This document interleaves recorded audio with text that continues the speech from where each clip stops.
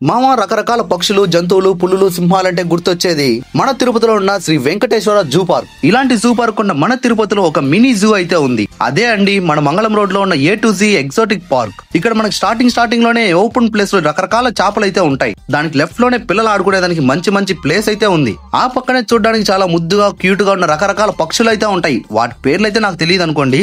ఏంది రోయ్ గుర్రమంటూ చూస్తున్నావు, నన్నేమైనా కొడతావా ఎట్టా? ఇక్కడ ఇలా ఇవన్నింటిని చూస్తూ పోతా ఉంటే మనకు కావాల్సిన చిలకల పార్క్ అయితే వచ్చేస్తుంది. ఇక్కడున్న చిలకలన్నీ మన చేతులకే వచ్చి వాళ్తాయి. ఎంత సోప్ కావాలంటే అంత సోప్ మీరు ఆడుకోవచ్చు. కానీ ఒక విషయం, మీ చైన్లు, బ్రాస్లెట్లు, కమ్ములు వగేరా ఏ ఉన్నా జాగ్రత్త అండి. వాటికి గాని చిక్కాయో గ్యారంటీ పేరుకి పాకన పారేస్తాయి. ఇక్కడున్న ఈ పెద్ద పక్షులు అయితే మాట్లాడతాయంట. మనం వెళ్ళినప్పుడు మాట్లాడలేదనుకోండి, అలా వాటితో కొంచెం ఆడుకున్న తర్వాత బయట అయితే వెళ్ళిపోయాం. అక్కడ మళ్ళీ రకరకాల పిల్లులు అయితే ఉన్నాయి. వాటిని కూడా మనం ఎత్తుకొని ఆడుకోవచ్చు. కానీ వాటికున్న ఇంటికులు మీకు అంటుకుంటే మటుకు నాకు సంబంధం లేదు.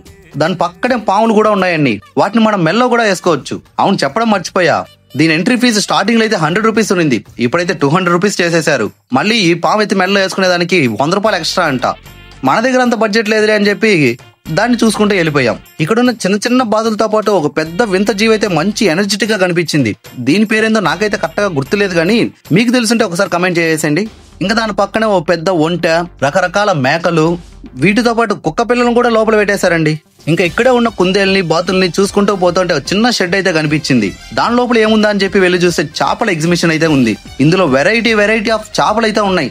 వీటి పేర్లు కూడా నాకు చక్కగా తెలియదు, కానీ మీరే చూసేసేయండి ఒకసారి.